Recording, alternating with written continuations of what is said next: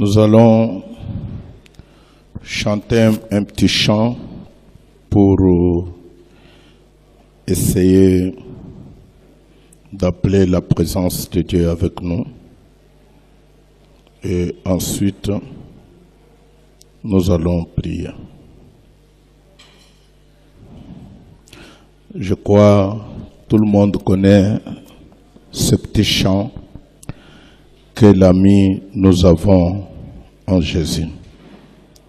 Que l'ami nous avons en Jésus. Toi, que l'ami nous avons en Jésus.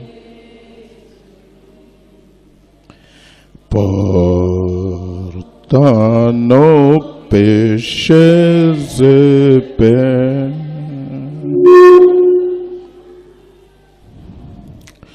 Oh, quel privilège d'appeler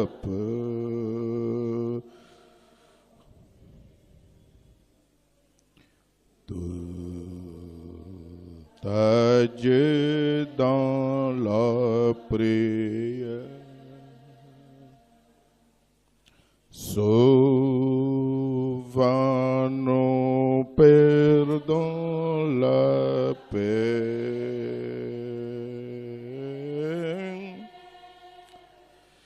En vain nous portons la paix.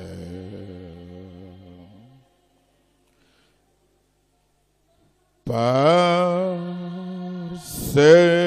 que nous n'apportons pas tout à Dieu dans la prière. Avant nos épreuves tentations,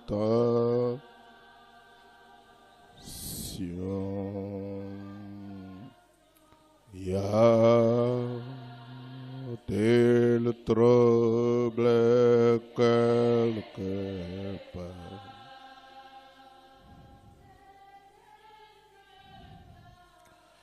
Ne perdons jamais courage.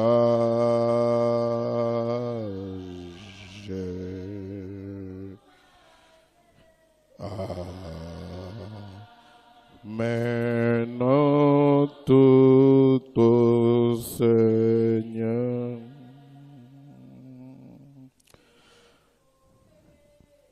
Oh, trouver l'ami fidèle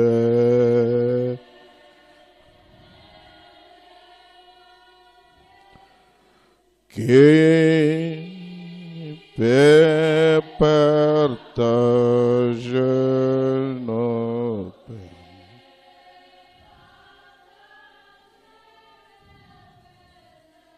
Jésus connaît nos faiblesses.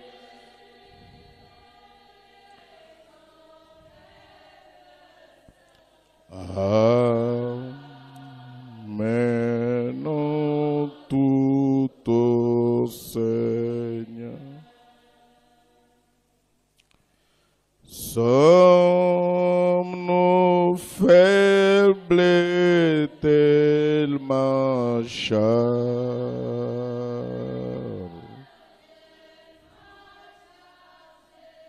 par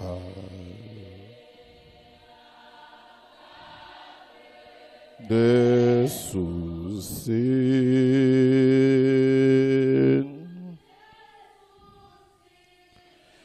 Précieux Sauveur, notre Fils.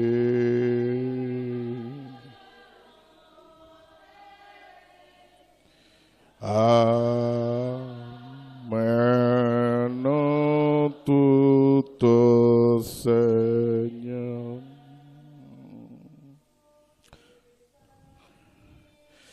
tes amis t'ont abandonné.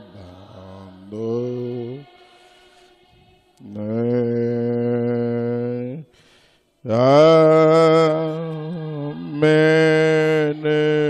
tout au Seigneur.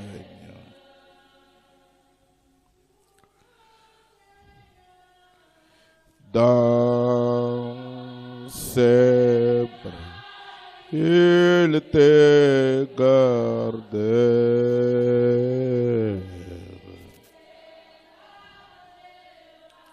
Là, tu seras consolé. Prions. Dieu Tout-Puissant, nous sommes venus en ce moment au jour J, au jour des rendez-vous, pour parler avec nos jeunes sœurs concernant les choses de la vie. Nous te demandons dans le nom de Jésus-Christ d'être avec nous, Seigneur Dieu bien-aimé, pour que ta présence nous fortifie, que ta présence puisse nous parler, Seigneur Dieu bien-aimé, afin que les choses que nous allons dire ici puissent être des choses qui vont fortifier la foi de ces jeunes enfants, afin que toi, notre Père, et toi, notre Dieu, tu puisses être réellement avec nous. Nous nous abandonnons à toi, que tu puisses commencer cette petite réunion avec nous et la terminer avec nous, et que les choses qui seront dites ici puissent être pour ta gloire, dans le nom de Jésus-Christ, ton Fils bien-aimé. Commence cette conférence avec nous, tout pour ta gloire, dans le nom de Jésus, ton Fils bien-aimé. Amen. Vous pouvez vous asseoir, merci.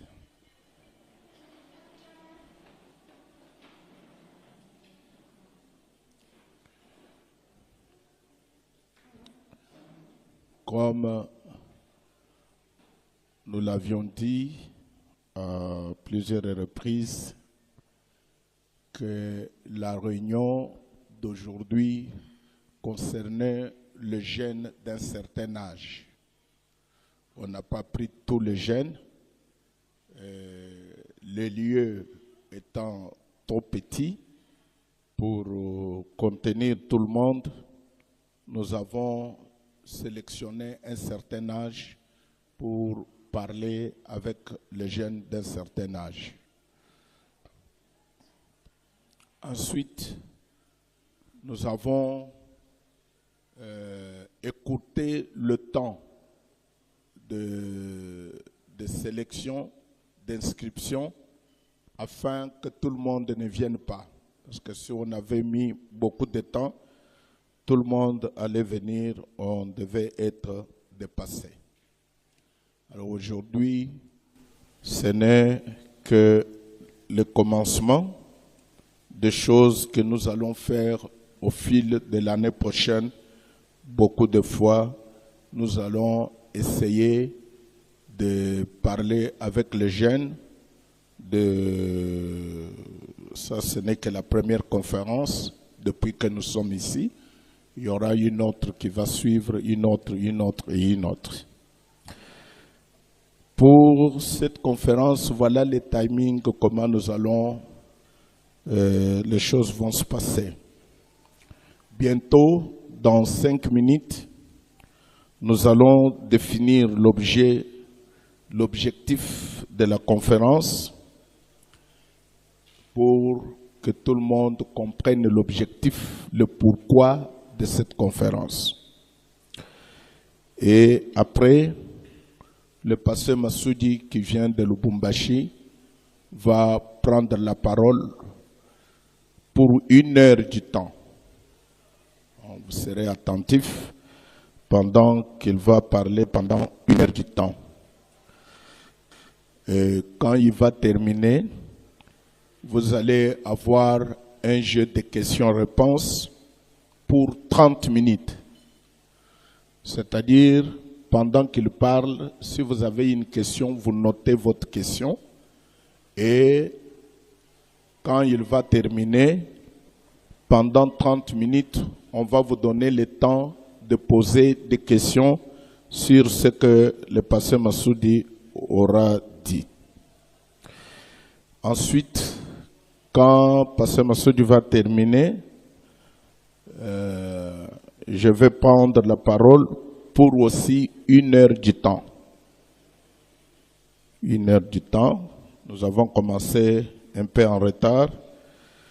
Et quand je vais terminer, nous allons avoir une petite pause repas, pendant qu'on va vous servir le repas, pour 30 minutes. Donc faites un effort pour manger dans 30 minutes et terminer. Parce qu'après ça, nous reprenons pour la deuxième série de jeux de questions et réponses sur ce que j'aurais dit. Et quand nous allons terminer, nous allons, parce que tout ne sera pas dit ici, il y a certaines choses qui sont dans la petite brochure que nous avons imprimée pour cette conférence. Et après, nous allons vous présenter cette petite brochure. Je vous avais dit à l'église qu'elle ne coûte que 3500 francs, mais c'est beaucoup d'informations que vous avez là-dedans. On va vous présenter cela et ceux qui sont prêts, ils vont prendre cela. Ceux qui ne sont pas prêts, j'ai fait seulement au nombre de 130, mais déjà quand la petite brochure était à la presse, j'avais reçu beaucoup de demandes déjà, les gens qui veulent prendre même pour leurs églises, mais qui ne sont pas encore ici avec nous. Mais pour moi, la brochure est destinée aux gens qui ont pris part à la conférence pour comprendre les choses qui ont été dites, pour les exploiter au maximum. Peut-être certaines choses, vous ne les avez pas bien saisies ici, et vous allez, quand vous allez lire la brochure, tout est dans la brochure. Parfois, nous n'allons pas tout développer ici, compte tenu du temps, mais beaucoup de choses sont dans la brochure que vous allez prendre. Donc, nous allons vous présenter cette brochure-là dans 15 minutes, et après, ça sera la fin de notre manifestation d'aujourd'hui. Et après la manifestation, je préfère que tout le monde attende le bis et rentre jusqu'à l'église. À moins qu'il y ait des personnes qui habitent de ce côté, je ne peux pas vous demander de rentrer encore à Limete pour revenir de ce côté. Si vous habitez de ce côté, en ce moment-là, vous avez mon autorisation pour quitter les lieux de la conférence et aller directement chez vous. Mais tout le monde qui habite de ce côté-là, prenez les bis seront là à 16 heures, prenons le bis et rentrez directement à l'église. À partir de l'église, vous allez prendre un moyen pour rentrer chez vous. Nous nous sommes bien compris? Ok. Madame, maintenant c'est tout à fait privé. Alors quand ça sera le temps pour le repas, je vais vous faire venir. Merci.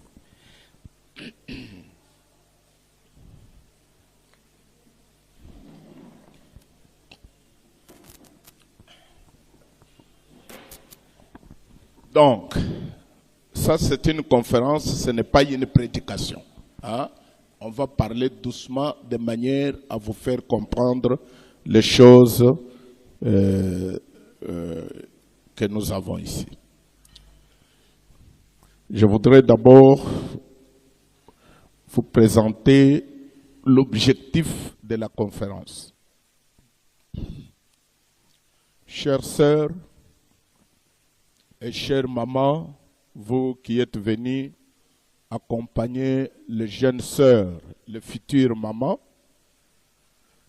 Je voudrais vous saluer tous dans le nom précieux de notre Seigneur Jésus-Christ. Nous vivons dans un moment très difficile. Le temps appelé par la Bible le temps de la fin, où toutes sortes d'esprits sont déversés sur la terre par l'ennemi. Le mariage est l'une des cibles que le diable attaque avec la dernière énergie. Comme il l'a fait au commencement de la Bible dans le jardin d'Éden, ainsi il le fait encore aujourd'hui à la fin de la Bible, dans ces derniers jours où nous trouvons toutes sortes de dépravations de mœurs, mariage homosexuel et autres, etc. Le prophète déclare dans son sermon intitulé « Un prophète qui rougit », je cite, « de voir ces jeunes femmes s'approcher en pleurant, ayant la vie devant elles.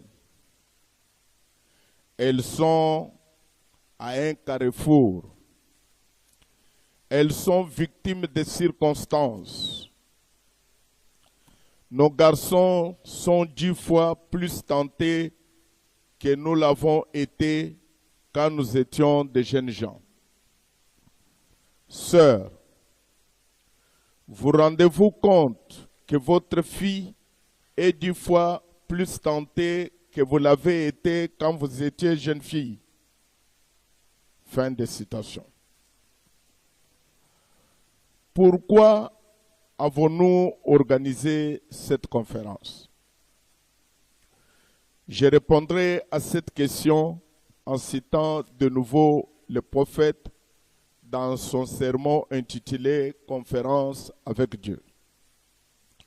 Il dit, « Pourquoi tient-on des conférences? Quelle est la raison de la tenue de ces conférences? Il doit y avoir une raison, sinon on ne tiendrait pas ces conférences.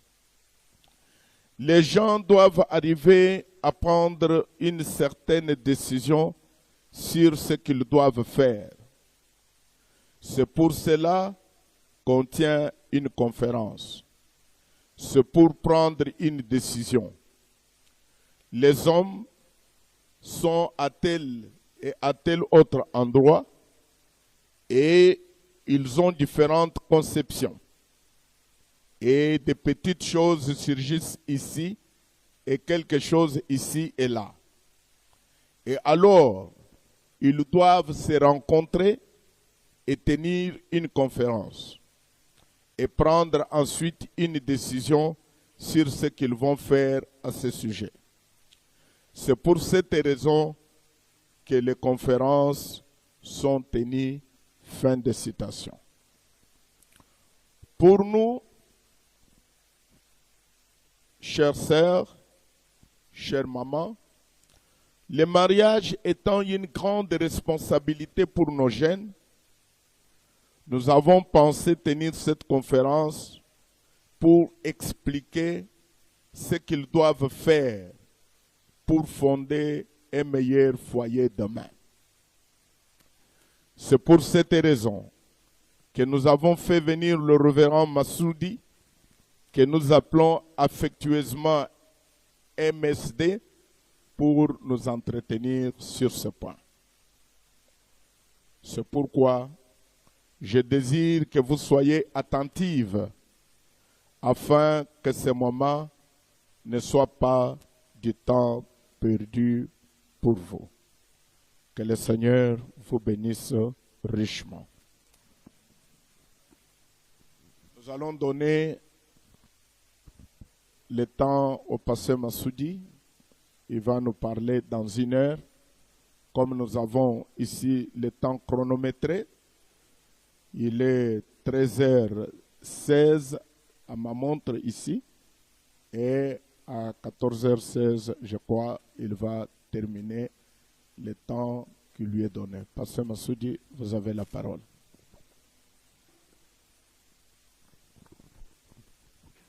Merci beaucoup, pasteur. Est-ce que vous pouvez me mettre un peu plus de tonalité?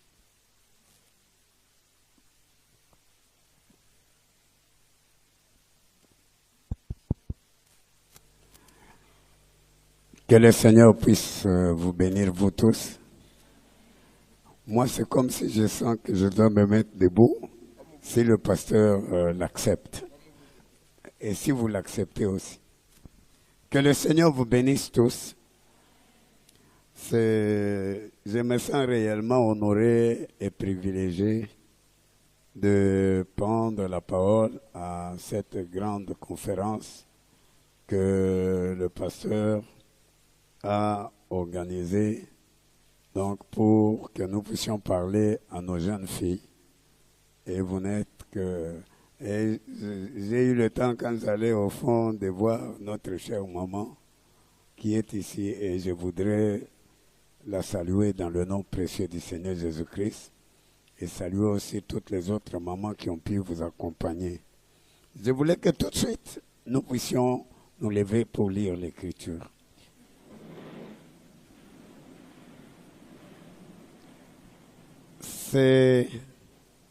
Oui, d'abord,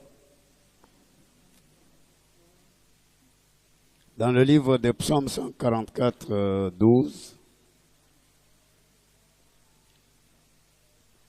je crois que vous avez trouvé, et la Bible dit, nos fils sont comme des plantes qui croissent dans leur jeunesse.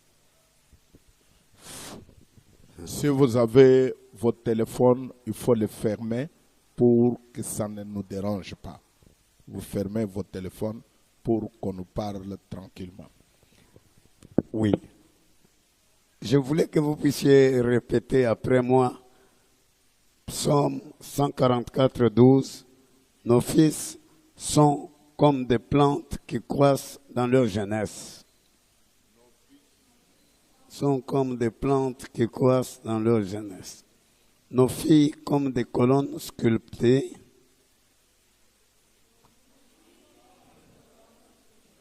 Qui font l'ornement des palais.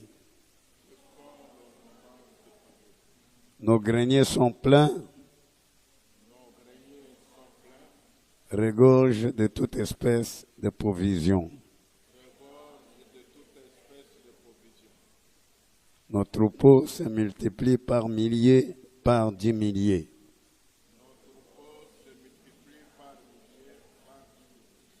Amen. Nous arrêtons là et nous allons encore ajouter une autre écriture dans Deutéronome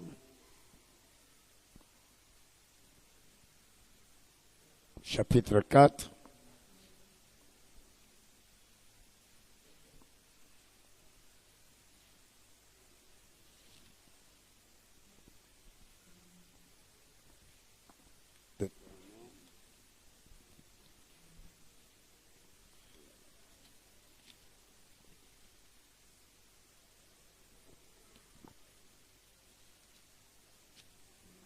Chapitre 4, verset 9, et nous lirons à chapitre 6 aussi. 4, verset 9, la Bible dit, « Seulement prends garde à toi et veille attentivement sur ton âme. » Prends garde à toi et veille attentivement sur tous les jours de ta vie, de peur que tu n'oublies les choses que tes yeux ont vues,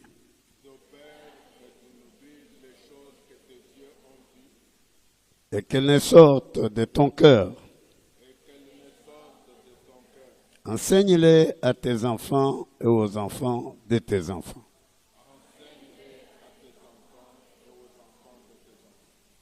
Et là, comme on termine, c'est Deutéronome 6 maintenant. Oui. Verset 6. Et ces commandements que je te donne aujourd'hui seront dans ton cœur. Tu les inculqueras à tes enfants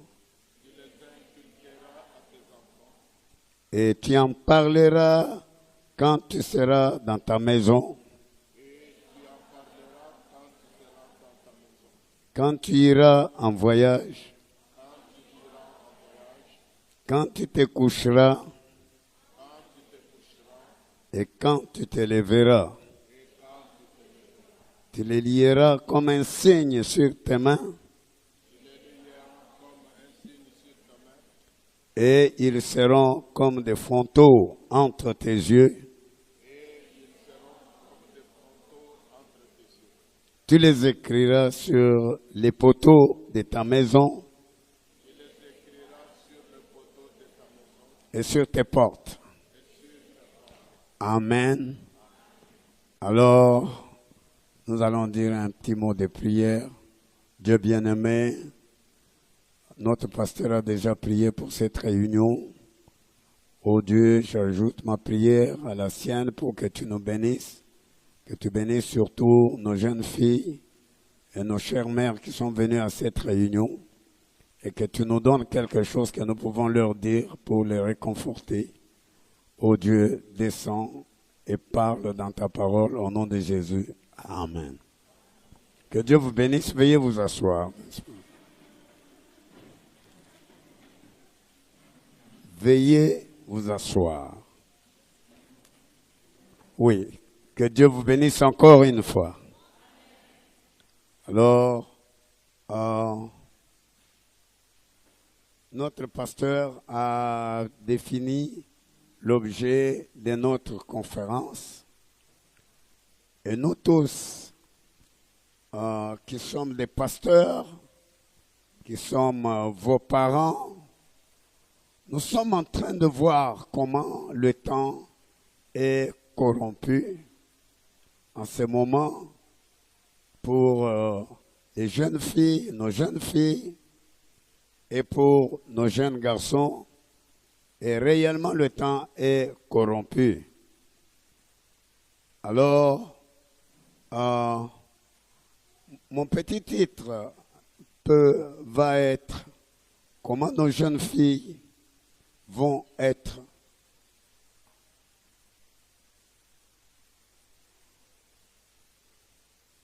quand elles viennent au message de William Branham. Je vais aller vite.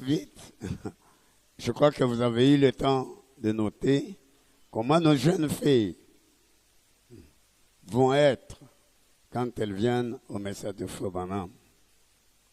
Oh, notre Dieu, quand il a vu que tous les âges sont terminés, quand il a vu que l'âge catholique, l'âge luthérien, l'âge méthodiste, l'âge pentecôtiste, et tous les âges sont terminés, alors Dieu a envoyé un grand message pour nous appeler et appeler nos enfants à être l'épouse du Seigneur Jésus-Christ, qui doit être enlevée dans cet âge de la fin.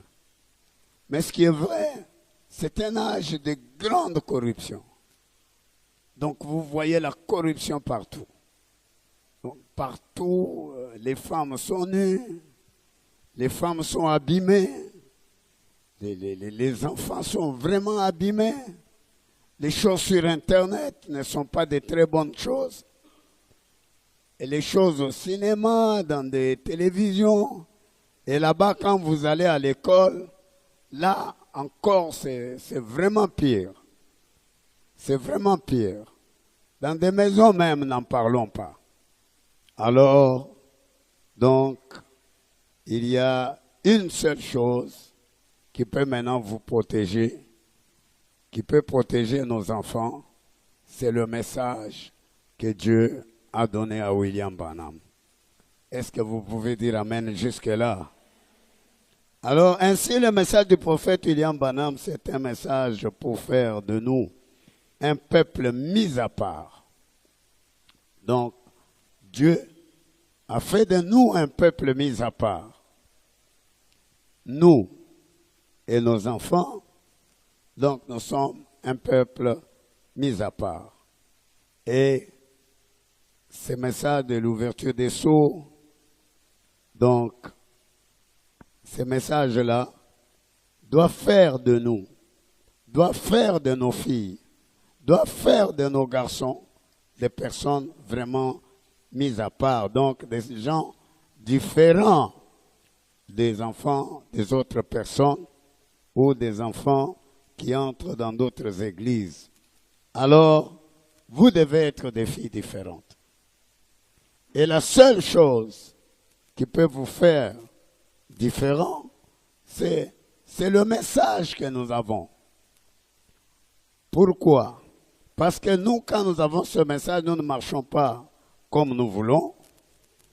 Nous n'agissons pas comme nous voulons. Alors, nous agissons comme dit le message. Et je voulais tout de suite vous dire, mes enfants, que toute votre vie a été prophétisée par ce message que vous voyez ici.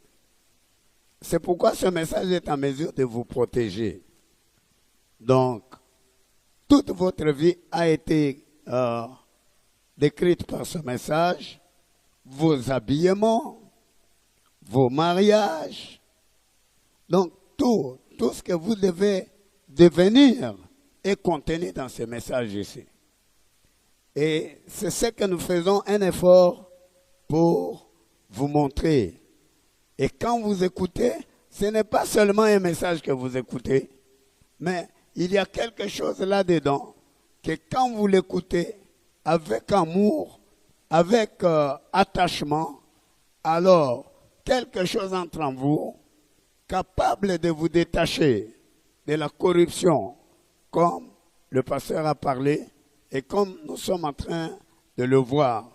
Beaucoup plus vous qui êtes dans cette ville qui est déjà très très corrompue. Déjà à Lubumbashi c'est plus corrompu, mais qu'en est-il d'ici où la ville est plus grande? Ainsi, Dieu, il vous voyait, vous là, il vous voyait.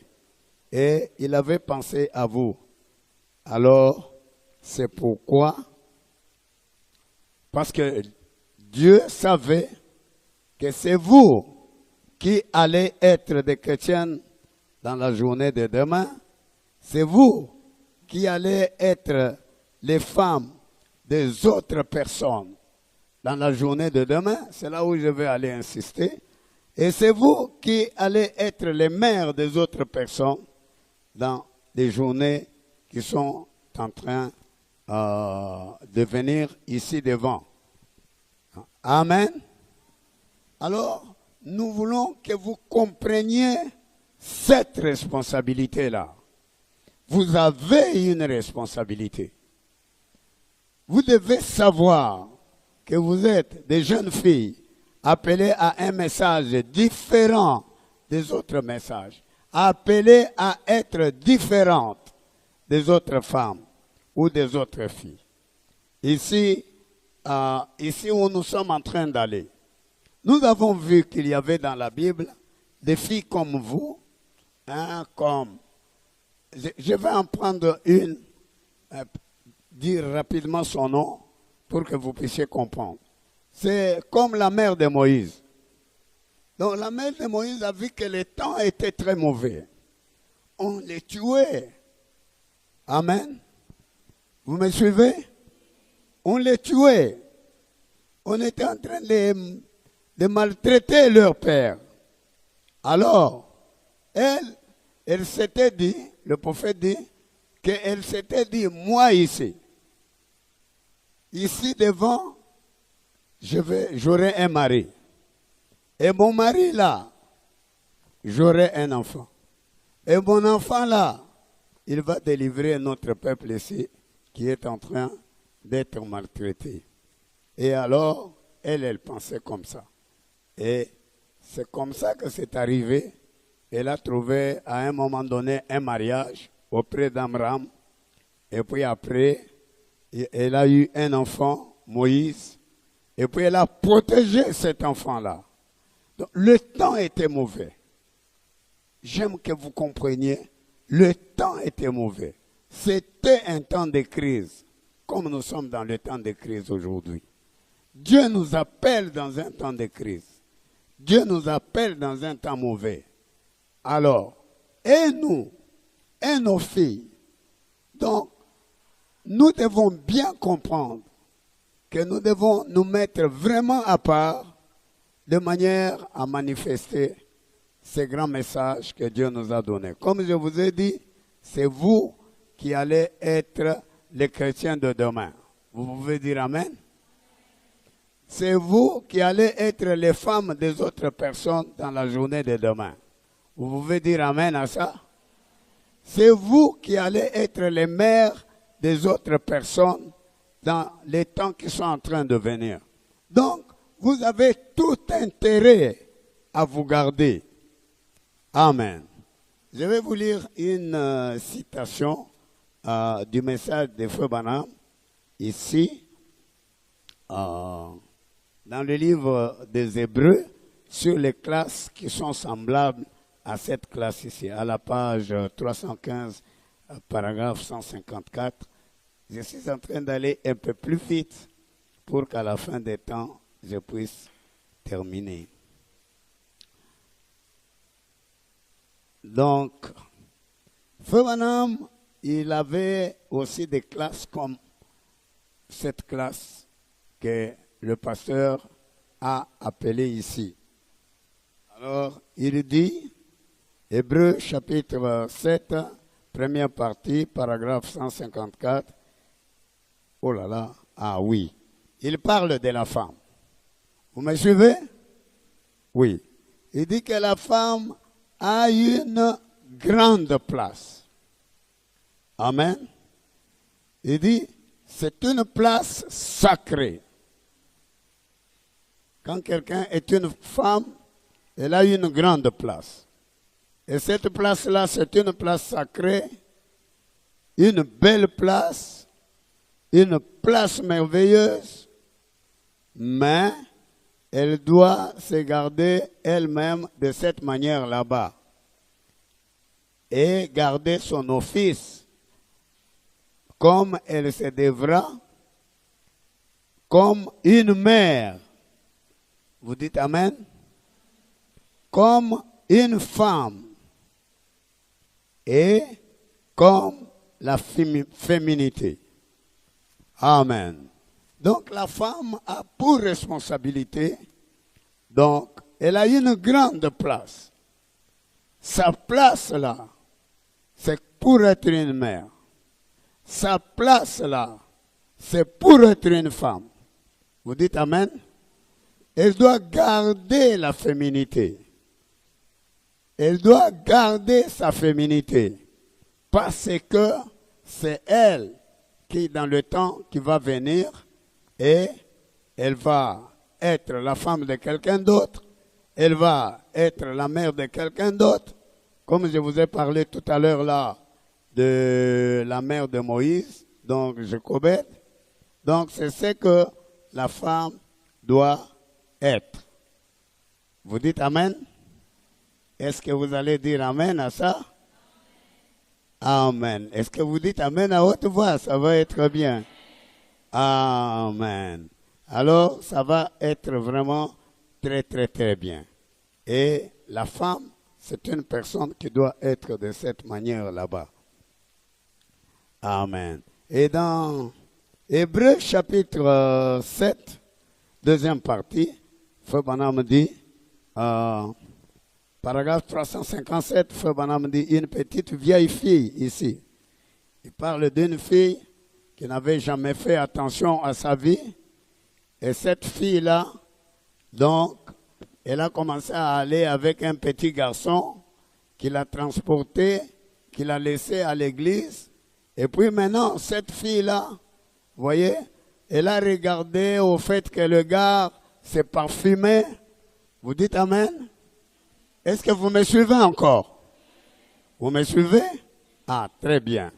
Alors, Elle a commencé à suivre cette fille, ce garçon-là.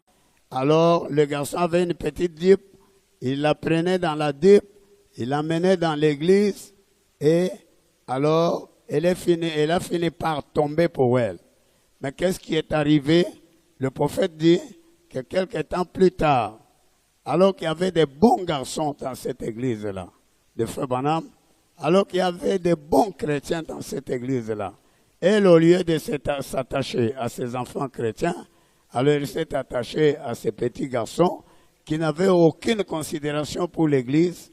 À un moment donné, qu'est-ce qui est arrivé? Alors, elle a attrapé une maladie vénérienne et elle est morte. Frère Branham dit, elle n'a pas voulu écouter. Or, Frère Branham avait des classes comme celle-ci. Écoutez ce qu'il dit.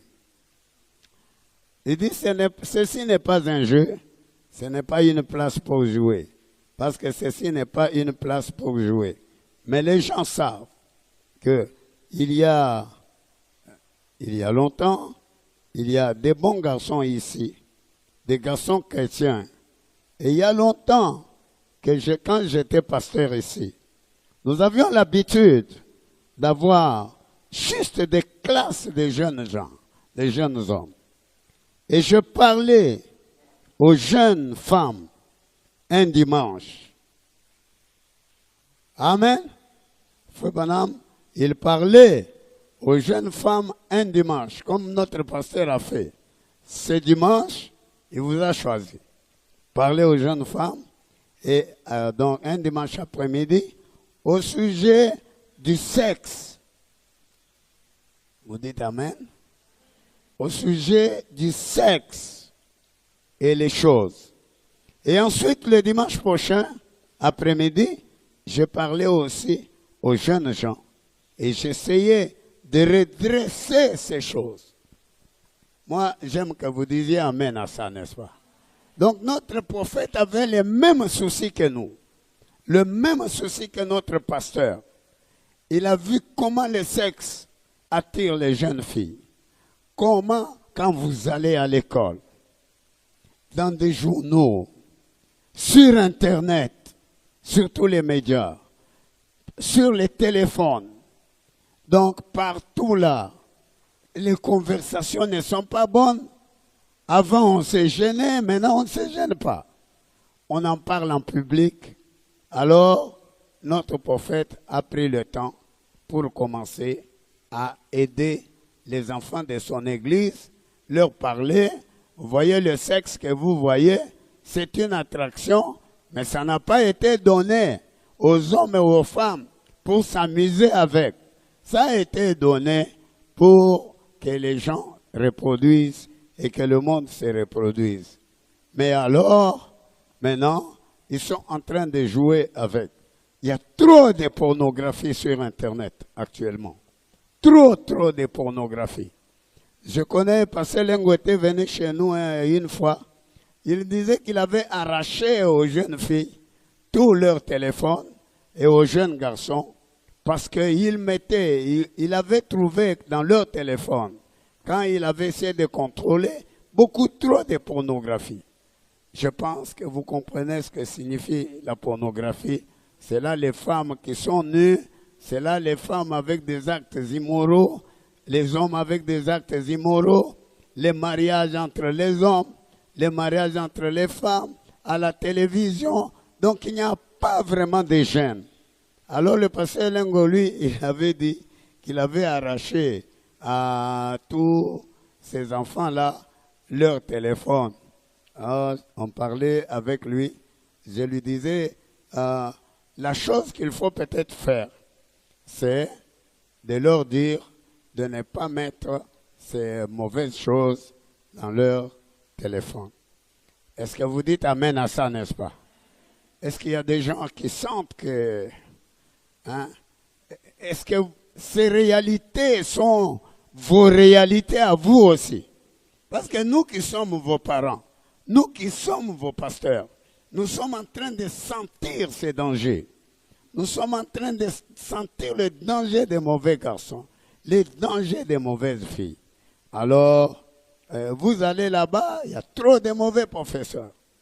Je ne sais pas votre université ici, comment elle est, mais l'université de Lubumbashi, vous ne montez pas de classe sans que le professeur ait dit ceci ou il ait dit cela. Alors, nous avons continué à leur dire, ne regardez pas à ça. Même si vous devez échouer, regardez à Jésus. Parce que la vie éternelle dépasse ces études-là. Amen. La vie éternelle dépasse ces études-là.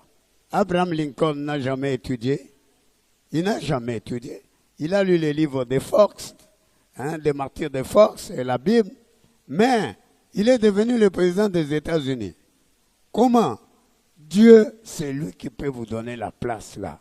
Dieu peut vous donner l'argent même si vous n'avez pas étudié. Je ne dis pas que vous n'étudiez pas, mais je vous montre que toutes ces choses perverties, vous n'avez pas à les accepter. On commence à vous demander de couper les cheveux, vous n'avez pas à le faire. Vous savez que le prophète refuse. Non, pour vous donner des points, dans cette école, on coupe les cheveux. Nous n'acceptons pas qu'une femme coupe ses cheveux. Alors quand une femme a coupé ses cheveux, elle a coupé sa gloire.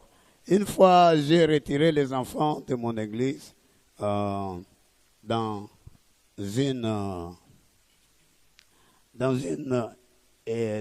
école où on disait de couper les cheveux.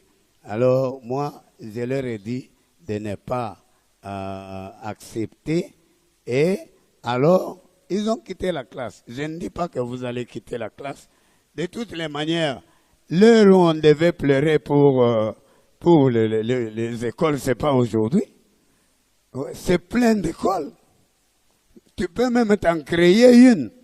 On est en train de créer des écoles, on cherche ceux qui peuvent y entrer. Alors vous avez votre école, vous voulez que les filles coupent les cheveux. Nous n'allons pas les mettre dans votre école, nous allons les mettre ailleurs. Les écoles sont là. Vous dites Amen. Je ne trompe pas, je dis la vérité. Je vais aller vite pour que vous puissiez comprendre. Est-ce que vous dites Amen à ça, n'est-ce pas? Amen. Alors, vous tel que vous êtes là, avant que je puisse arriver au mariage, et je ne sais pas si j'en aurai vraiment le temps, vous êtes contenus dans la prophétie. Pourquoi nous vous protégeons? Vous êtes contenus dans la prophétie. Frère me dit dans le message, viens et suis-moi. Dans le paragraphe 12, il dit, maintenant, il a été prêché le 1er juin 1963. Il dit maintenant, vous les enfants, ayons un petit mot de prière. Seigneur Jésus, nous sommes reconnaissants pour ce moment, sachant que nous sommes réunis ici, jeunes et vieux, ceux d'entre deux âges, et nous sommes rassemblés une fois de plus de ce côté de l'éternité pour parler de toi et des choses qui concernent la vie éternelle. Vous dites Amen? Donc nous parlons des choses qui concernent la vie éternelle, nous parlons de Dieu et toutes ces choses. Et ces jeunes assis à l'intérieur ce soir, certains d'entre eux vont recevoir leur diplôme. D'autres ont déjà reçu les leurs. Mais je me rends compte, Seigneur, que juste quelques heures avant la grande secousse ou la grande déflagration, quelque chose a eu lieu là, à la montagne, au nord de Tucson, quand les anges du Seigneur sont descendus, et je me rappelle ce qui a été dit spécialement au sujet des jeunes gens. Vous allez dire Amen? Donc quand les anges étaient descendus, Dieu avait parlé des jeunes gens. Dieu avait dit à Frère Branham que nous devons protéger tous nos enfants. Ils ne doivent pas être comme les enfants des autres personnes. Est-ce que vous dites Amen à ça, n'est-ce pas? Nous devons les protéger. La seule manière de vous protéger, c'est de vous protéger par la parole de Dieu. Et Frère Branham dit, je te prie Seigneur, de nous aider à comprendre. Que je sois capable ce soir de dire à ces jeunes gens quelque chose qui les aidera tout au long du voyage.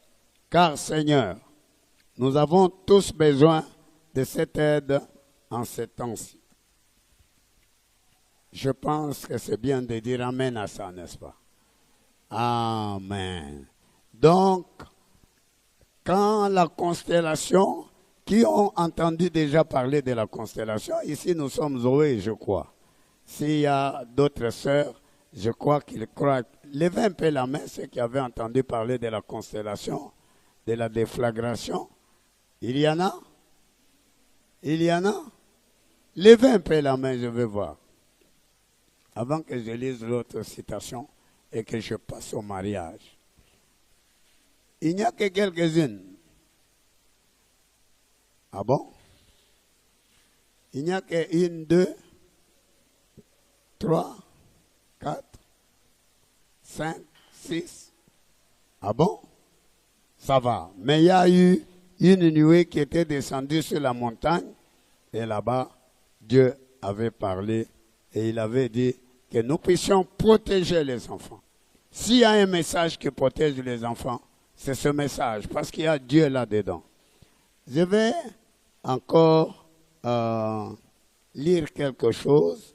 C'est dans ces rangées du côté de Jésus. Là, je commence à arriver à ce que je vais dire. Ces rangées du côté de Jésus.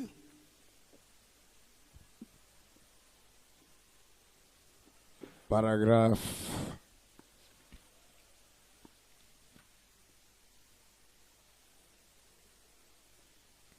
Oui, paragraphe 49, Frère Branham dit, maintenant, nous devons penser aux jeunes gens. Nous avons des enfants.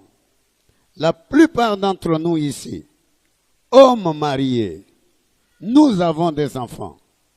Eh bien, qu'en est-il de ceux qui vont venir? Est-ce que vous dites Amen à ça, n'est-ce pas? Amen. Et il dit au paragraphe 52, nous devons donc songer aux autres qui viennent derrière nous. Donc, c'est vous ici qui venez derrière nous. Et surtout vous en tant que les mères des autres personnes. Vous en tant que les femmes des autres personnes. Vous en tant que des chrétiennes qui vont venir dans le temps qui vient. Vous en tant que des femmes qui vont habiter la terre dans ce temps qui est déjà corrompu. Alors, vous devez être très exemplaires. Frère Branham dit, nous devons songer aux autres qui viennent derrière nous. Ces jeunes gens et autres. Et une place pour nos enfants. Et nos filles, nous ne voulons pas les voir dans le monde. Amen. Dans des choses de ce genre. Amen. Nous voulons que ces filles soient élevées comme leur mère. Vous allez dire Amen à ça, n'est-ce pas? Nous voulons que ces filles soient élevées comme leur mère. Et nous devons prendre des dispositions pour cela. Et s'il n'y a pas de temps, le lendemain, on ne sait jamais. Il n'y a pas de lendemain. Bon, s'il n'y a pas de lendemain, nous n'aurons rien fait d'autre que nous occuper des affaires du Père pour être trouvés à notre poste de devoir quand il viendra. Vous dites Amen? Donc, nous devons tout faire, que vous soyez comme vos mères, que vous puissiez rester loin de la corruption. Amen. Loin de l'Internet. Amen. Loin de ces médias. C'est plein de blabla là-bas. Chacun prend son information. Si j'ai toujours pensé, moi, que sur le Facebook, tout ça, WhatsApp, sur le Twitter, tous ces endroits-là, il y a beaucoup de sorcellerie. Vous pouvez recevoir un esprit de sorcellerie et vous devenez une sorcière. Mais je crois que Dieu, par la parole, il va vous protéger. Maintenant, je crois que je suis là en train d'arriver au mariage. Est-ce que vous dites amen à ça, n'est-ce pas? Oui, je vais dire quelque chose sur le mariage. Je sais que le pasteur vient après moi et nous voulons nous en occuper.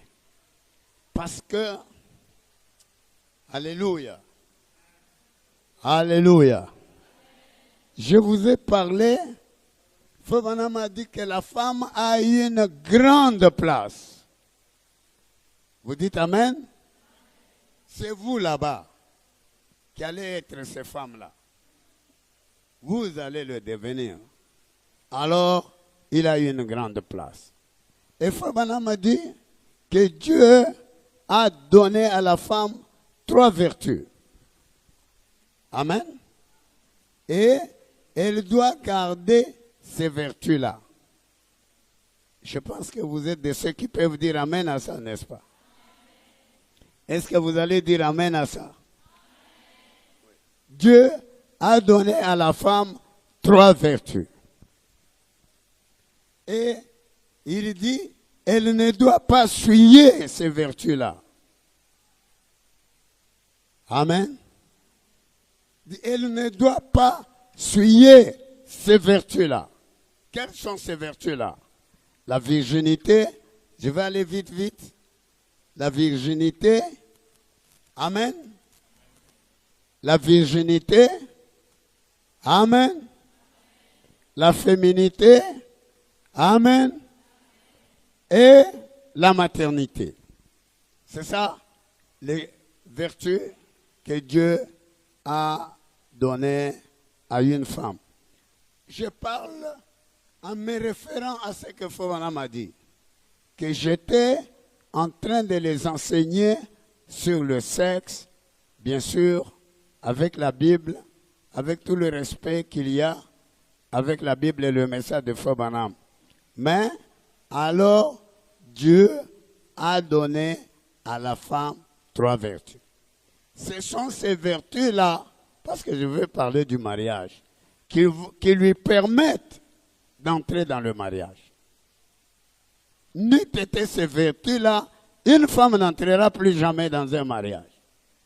Vous allez dire amen à ça? Parce que la femme a été créée pour amener les gens dans le monde. Amen. Quand Dieu a créé notre Père Adam, alors il a retiré une côte. Frère Branham dit, l'homme à gauche, donc sur le côté gauche de l'homme, Dieu avait retiré une côte. Et cette côte-là, il avait formé la femme avec cette côte-là. Si, maintenant comme nous sommes là, je pense qu'il y a des gens, s'il y en a qui lisent des livres d'anatomie ou qui ont fait les classes d'anatomie, l'homme a moins de côtes à gauche qu'à droite. Vous voyez? Donc, mais la femme a 9 côtes à gauche, 9 côtes à droite. C'est parce que Dieu avait pris une côte, il avait formé la femme. Je pense que vous allez dire amen à ça, n'est-ce pas? Alors, mais Dieu, quand il a réuni l'homme avec la femme, vous dites amen. Donc Dieu avait un but. Le but de Dieu, c'était que les hommes, le but du mariage, les hommes et les femmes qui devaient entrer dans le monde, devaient sortir de cet homme-là et de cette femme-là. Tout de suite, Frère Branham me dit que la femme, puisqu'elle était tombée, alors Dieu l'a placée au centre du plan de la rédemption. C'est elle qui commence à amener les gens dans le monde. Paul dit que comme l'homme, comme la femme vient de l'homme, la femme a été retirée de l'homme, il dit que l'homme a commencé à venir de la femme. Amen. Et pour qu'ils viennent comme ça, Dieu a donné à la femme ces 3 vertus là-bas. Et la femme ne doit pas abîmer ces vertus-là. Non, non, non, non. Donc, la virginité sacrée, est-ce que vous pouvez dire amen à ça? La féminité sacrée, est-ce que vous pouvez dire amen à ça? Et la maternité sacrée, est-ce que vous pouvez dire amen à ça? Et ces choses-là, ces vertus-là, Frère Branham dit que Dieu a dit qu'il faut que la femme les garde jalousement. Là, vraiment, je parle durement.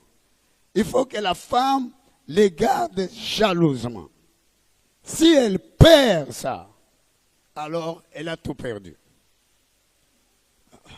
Que mon pasteur m'excuse, je vais dire quelque chose que moi je crois.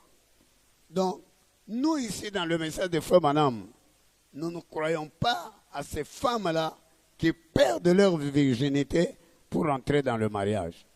Non, nous croyons qu'une vraie femme doit aller au mariage étant vierge. Que j'entende vos amens. Que j'entende vos amens. Une véritable femme, dans le message de William Branham, doit aller au mariage vierge. Je vais lire une citation, je n'en lirai pas beaucoup. Dans l'union invisible de l'épouse, prêchée le 25 novembre 1966, Frère Branham dit, il a été confié, paragraphe 61, il a été confié à la femme donc certaines qualités qu'elle ne doit pas déshonorer. Là, j'insiste. Amen. Amen. Oui. Il a été confié à la femme certaines qualités qu'elle ne doit pas déshonorer. Une femme en reçoit la garde. Elle a reçu des qualités qu'elle ne doit pas déshonorer. Si elle les suit, elle est déshonorée pour le reste de sa vie.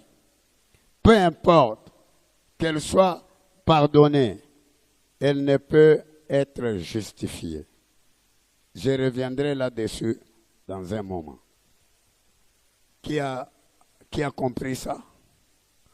Vous avez compris? Levez la main ceux qui ont compris. J'ai lu le prophète. Qu'on me donne un peu plus de sonorisation. Ainsi, et là, oui, d'abord, je vais citer 3 choses dont elle ne doit pas s'éloigner. Son Seigneur lui a confié la responsabilité d'une vertu. Personne, amen, ne détient cette responsabilité, si ce n'est la femme. Donc, les hommes n'en ont pas. Mais la femme, parce que c'est elle qui doit amener les gens dans le monde. C'est elle réellement. Parce que quand la femme est tombée, quand la femme est abîmée, regardez ce que nous avons. Je n'ai pas vu ce qui se passe ici. À Lubumbashi, on a des enfants dans les rues qui dorment dehors. On peut tout faire. Ça ne marchera pas. Pourquoi? Les femmes sont tombées. Elles jettent des enfants dans des canaux. Elles font ceci et cela. Alors, c'est très malheureux. C'est pourquoi Dieu tient à ce que vous puissiez garder cette virginité-là sacrée, intacte. Que vous puissiez garder cette féminité sacrée intacte. Amen. Alors, personne ne détient cette responsabilité, si ce n'est la femme. C'est vrai. Cela lui a été confié par Dieu et elle ne doit pas souiller cette vertu. Si jamais elle a fait quelque chose de faux, elle doit confesser à son mari. Vous faites quelque chose de faux, vous perdez la virginité. Je vais vous définir la virginité tout à l'heure, comme je suis en train d'aller vite. Alors, je vais vous définir la virginité, la féminité, la maternité, c'est quoi? Si jamais elle a fait quelque chose, elle doit confesser à son mari avant qu'il la prenne. J'aime que vous puissiez dire amen à ça. Qui ont compris ça? Oui. Et nous sommes stricts sur ça. Nous sommes stricts. Nos enfants, nos filles, les filles de nos églises doivent aller au mariage vierge. Moi, j'ai beaucoup de difficultés à Lubumbashi de consacrer une fille qui a déjà perdu sa virginité. Je ne dis pas que je ne la consacrerai pas, mais personnellement, ça me fait des problèmes depuis très longtemps. Pourquoi? Parce que nous voulons que les femmes soient vierges, qu'elles ne soient pas comme les filles des autres personnes. Si elle ne le fait pas, qu'elle vive avec son mari 10 ans, elle le confesse. Elle le confesse après, il a le droit de la répudier et d'épouser une autre femme. C'est l'écriture. Parce que quand elle était dans la maison de son père, elle a commis ce qu'on appelle la fornication. Alors, c'est une vie impure. Remarquez ce qui lui a été confié. C'est la vertu sacrée, la féminité sacrée, puis la maternité sacrée. Tout cela l'a été pour honorer son mari. Vous pouvez répéter après moi? Tout cela a été pour honorer son mari. Si vous avez perdu votre virginité, donc vous n'honorez pas beaucoup votre mari. Mais je crois, Feu Madame dit, c'est devenu difficile de trouver une fille vierge. Il faut aller dans une église qui est remplie du Saint-Esprit pour trouver une fille vierge. Qu'est-ce que c'est la virginité? Vous le lisez dans la Bible au sujet de Marie. Marie, quand l'ange lui dit, tu es bénie entre les femmes, alors tu auras un enfant. Marie, elle, amen, sachant qu'une femme qui est vierge ne peut pas avoir des enfants sans avoir rencontré un mari, elle a dit, mais comment est-ce que j'aurai un enfant, moi qui ne connais pas des hommes? Alors l'ange lui a dit que le Saint-Esprit va vous couvrir de son ombre. Est-ce que j'ai des gens cet après-midi qui peuvent dire amen à ça? Écoutez mes filles. Donc, la virginité, c'est le fait pour une femme de ne pas connaître un mari. C'est ça la virginité. Même si elle a 40 ans, même si elle a 60 ans, si elle n'a jamais connu un mari, elle est toujours vierge. Vous pouvez dire amen à cela? Vous pouvez dire amen à cela? Amen. Alors, c'est ce que vous devez vraiment comprendre. Oui. Si un homme, dans question-réponse du 28 juin 1959, oh là là, si un homme épouse une femme qui a mené une vie impure avant qu'il ne l'épouse et qu'ensuite elle vienne vers lui, même si ils sont mariés depuis longtemps et qu'elle vienne lui dire ensuite, chérie, je vais te dire quelque chose. J'avais couru avec un autre homme. Je ne te l'avais jamais dit. Jésus dit qu'il a le droit de la répudier et d'en épouser une autre. Car pour commencer, il n'était pas marié. Si vous avez connu des gens, une vie impure, une fornication, et puis après, vous n'avez jamais dit à votre mari quand il vous prenait en mariage, parce qu'aujourd'hui, c'est terrible vraiment. J'étais allé en Europe, j'ai consacré un mariage, et la femme était enceinte. C'est longtemps après maintenant le coronavirus ici, qu'on vient de me dire, cette femme-là était enceinte. Je dis, mais ça c'est malheureux vraiment. On annule tous ces mariages-là. On annule cette cérémonie-là. Nous ne croyons pas des bêtises, des saletés comme ça dans l'église de Frère Branham. Est-ce que vous allez dire amen à ça, n'est-ce pas? Oui. Vu qu'elle avait menti, elle lui avait dit le mensonge. Parce que la chose difficile pour nous les pasteurs actuellement, les jeunes gens, des garçons et surtout les filles, quand elle a perdu sa virginité, elle ne voudra vraiment pas dire.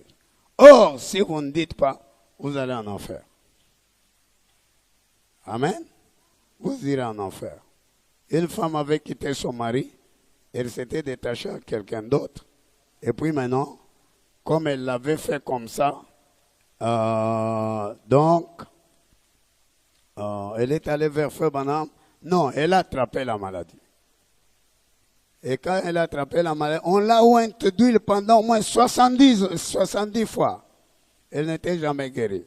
Et quand Frère Branham regarde dans les lignes de discernement, elle était allée coucher avec quelqu'un d'autre. Il a dit, madame, voilà ce que tu as fait. Il dit, ne le dites surtout pas, Frère Branham. Il dit, si tu ne te confesses pas, tu vas aller en enfer. Amen. Je n'ai pas beaucoup de temps pour continuer à parler de la virginité, mais vous avez entendu ce que j'ai dit. Et la féminité, c'est la qualité qui fait de la femme une femme. Une femme ne peut pas venir ici, au milieu de nous, comme nous sommes là, hein, 2 personnes sont là ou 3, et elle passe au milieu. Non, elle va se gêner. C'est ça qu'on appelle la féminité. Ce respect-là, une pudeur qui fait que vous savez vous respecter. Pas comme aujourd'hui. Vous trouvez des petites filles en pantalon en train de passer. C'est vraiment bien malheureux. Alors, la maternité, c'est quand Dieu lui donne des enfants. Est-ce que vous allez dire amen à ça? Et toutes ces qualités lui ont été données pour le mariage. Et le mariage, c'est une chose très importante. Une chose très, très importante. Je vais dire quelques paroles, comme je sais que notre pasteur va venir après, mais je vais dire quelques paroles pour pouvoir aller jusqu'à la fin. Donc, nous avons organisé ces réunions, pasteur, vraiment, que Dieu vous bénisse beaucoup. Moi, j'ai dit à Lubumbashi que les mères ne prennent pas de temps pour préparer les enfants au mariage. Nous devons vous préparer au mariage. La plupart des fautes que vous faites ou que vous avez faites, donc parce que la corruption est grande. On met une fille dans la maison de son oncle, c'est son oncle là-bas, hein? Il fait de cette fille sa femme. Donc, tous ces gens qu'on voit, ils n'ont jamais été des chrétiens. Ce ne sont pas des chrétiens. Et réellement, ce ne sont pas des chrétiens. Mettez une jeune fille dans la maison de quelqu'un. Elle va sortir de là, l'homme va sortir de sa chambre. Non, pasteur, il n'y a pas de problème. On continue pour terminer. Donc, l'homme sort de sa chambre et il va suivre cette fille au salon. Et voilà, elle a perdu sa virginité. Moi personnellement, je n'aime pas que les gens, j'ai déjà dit aux gens de Shaddai à Lubumbashi, je n'aime pas qu'on aille mettre les filles dans les maisons des gens. Parce que les gens ne sont pas chrétiens. Alors, mais ces choses continuent à arriver. Mais maintenant, le mariage, c'est quelque chose de très important, mes enfants. Et surtout, la femme, c'est une personne très sacrée. Je parlais à Lubumbashi sur la femme. J'ai dit, la femme, c'est la personne très sacrée. Comme je disais là, nous ne prenons pas du temps pour vous préparer à aller au mariage. Alors vous commettez les fautes d'ignorance. Le pasteur a très bien fait de convoquer cette classe. Malheureusement que nous n'avons pas assez de temps pour vous parler suffisamment, mais un mot suffit pour que quelqu'un soit sauvé. Amen. Alors, vous voyez, les mères ne préparent pas les enfants à leur mariage. À tel endroit, à tel temps-là, vous voyez, vous devenez femme. Bon, vous voyez, il doit vous préparer. Maintenant, quand vous allez sur... C'est comme le pasteur le disait tout à l'heure. Qu'est-ce qui fait la crise? Vous allez sur la route de l'école. Vous ramassez ces choses que maman ne vous a jamais dites. Vous ramassez ces choses que le pasteur n'a jamais expliquées. Hein, pasteur Léo? Moïse leur expliquait, hein, quand une femme sera dans ses temps, hein, qu'elle ne vienne jamais dans l'assemblée. Ce n'était pas leur grand-mère qui leur disait, c'était Moïse qui leur disait. Alors nous avons peur de vous expliquer. Vous voyez? Comme vous êtes là, la prochaine fois quand le pasteur me donnera la chair, donc, vous voyez. Donc, la médecine explique qu'une femme a plus ou moins 300 follicules. Et ces follicules-là, c'est quand elle se marie et qu'un follicule a été fécondé, qu'elle donne un enfant au monde. Alors, et elles vont comme ça. Et à un moment donné, amen. Donc, dans le temps, l'âge de nos mères arrivaient à la ménopause. La ménopause, c'est l'arrêt des règles chez les dames. Alors, nos mères arrivaient à la ménopause à 45, 50 ans. Hein. Je n'ai pas le temps de vous lire les temps de changement que la vie subit. Frère Branham me dit que la vie de l'homme change cette fois. Est-ce que vous dites amen à ça, n'est-ce pas? Donc, de 0 à 7 ans, donc la vie de l'homme change. Vous commencez l'école. Et puis de 7 à 14 ans, vous devenez un peu un enfant. Vous voyez. Vous commencez à avancer. Donc, votre vie change. Et de 14 à 14 plus 7 à 21 ans, donc la vie change encore. Donc, de 21 à 28 ans, la vie change encore. Votre vie va changer comme ça 7 fois. Et puis après, vous entrez dans la ménopause ou l'homme entre dans l'andropause. Quelque chose de ce genre-là. Vous allez dire amen pour ça?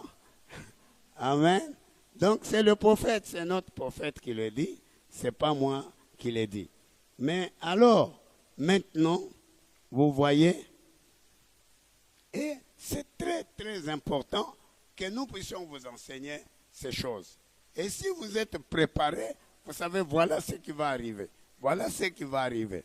Voilà ce que Dieu dit de la virginité. Voilà ce que Dieu dit de la féminité. Voilà ce que Dieu dit de la maternité. Voilà ce que Dieu dit d'une femme.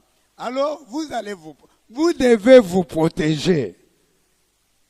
Il n'y a personne qui peut vous protéger. Il n'y a que Dieu qui peut le faire. Vous dites amen à ça. Il n'y a que cette parole ici qui peut vous protéger. Il n'y a qu'elle. Elle doit entrer dans votre cœur. Aller dans le subconscient. Alléluia. Et là, vous êtes sauvés et vous êtes protégés. Est-ce que vous dites amen à ça, n'est-ce pas? Vous allez dire amen à ça? Amen. Et alors, en ce moment-là, vous êtes préparés pour entrer dans le mariage. Vous allez voir, vous n'allez pas traîner. Une femme qui traîne, faut madame dit c'est pas correct. En Afrique, on vérifie sa virginité. On doit trouver le garçon là qui l'a dérangé. Mais alors maintenant, comme nous avons des rétrogrades, il n'y a pas moyen. Ainsi, le mariage, donc le mariage tel qu'il est là, il y a 4 temps qui vont faire que vous puissiez entrer dans le mariage. Puis-je entendre vos amens? On y entre par 4 temps. Feu Madame me dit, dans le mariage, on entre par la prière. Vous voulez vous marier? Mettez-vous à genoux. Ne mettez-vous pas à regarder là, Bien sûr que Feu Madame me dit qu'il faut se marier jeune. Dans des grandes villes, les gens ne se marient pas jeunes.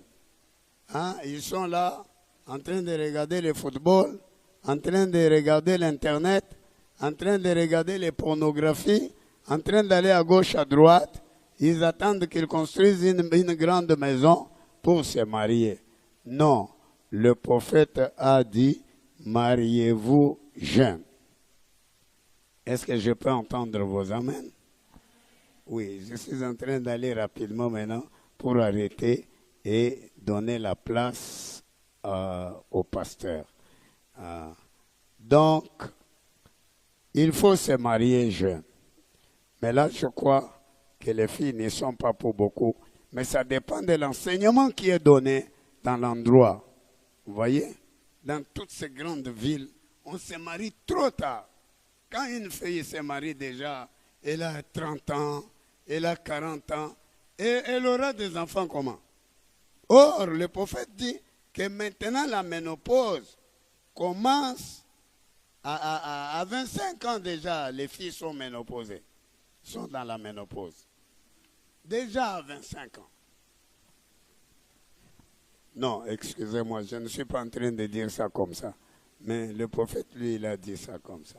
Mais je ne suis pas en train de... Pardonnez-moi.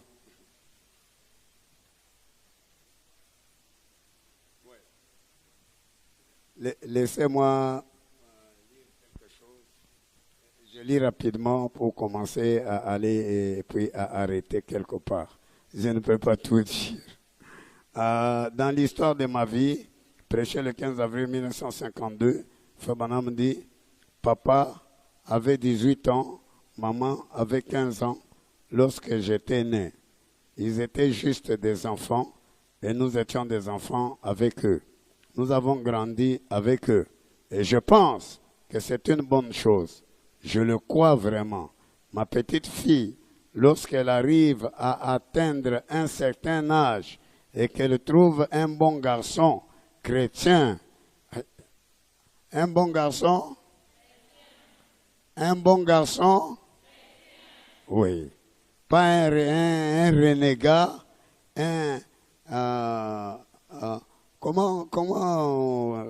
oui, un troubadour, il vient là, c'est parce qu'il a de l'argent dans la poche, qu'il a volé, je ne sais pas où, il a détruit les maisons, alors vous voulez vous attacher à lui.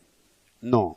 Alors, un bon garçon chrétien auquel elle veut se marier, j'aurais aimé plutôt qu'elle se marie et qu'elle s'établisse et qu'elle soit une dame, au lieu qu'elle soit là dehors en train de courir tout autour dans des motels. C'est qu'elles appellent avoir un beau temps. C'est juste. La Bible dit de laisser vos filles se marier jeunes. C'est qui a dit ça? C'est le prophète. C'est Frère Branham qui l'a dit. Certains ont déjà tourné, ... Maintenant, je n'ai pas l'intention de voir les petits-enfants se marier. Laissez votre père et votre mère, ... Ils vont juger. Donc, ils savent, ils sont des chrétiens, ils peuvent vous faire confiance. Amen. Alors, laissez-moi vous dire aussi quelque chose sur le mariage. Vous avez préparé des choses sur les études, l'université et tout ça, mais laissez-moi vous dire quelque chose sur le mariage. Parce que le mariage, on entre dans le mariage pendant... Le mariage a 4 temps.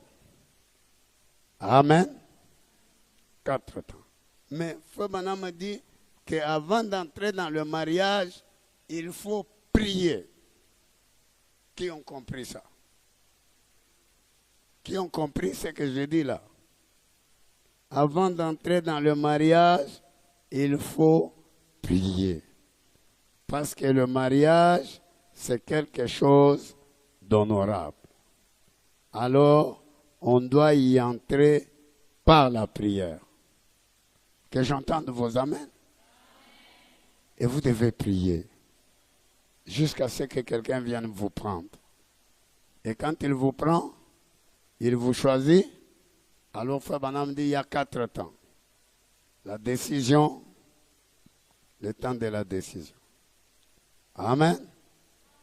Et puis, après le temps de la décision, vient les engagements ou les fiançailles. Et après le temps des fiançailles, viennent les temps des promesses. Amen. Et après le temps des promesses, vient le temps de la cérémonie. Et Fabana me dit, un mariage correct doit passer par ces 4 temps-là. Et pendant ces temps de fréquentation, vous n'avez aucune autorisation de vous toucher. Hein? Fabana me dit, vous n'avez aucune autorisation de vous toucher. Je n'ai pas encore entendu vos amens, n'est-ce pas? Hein?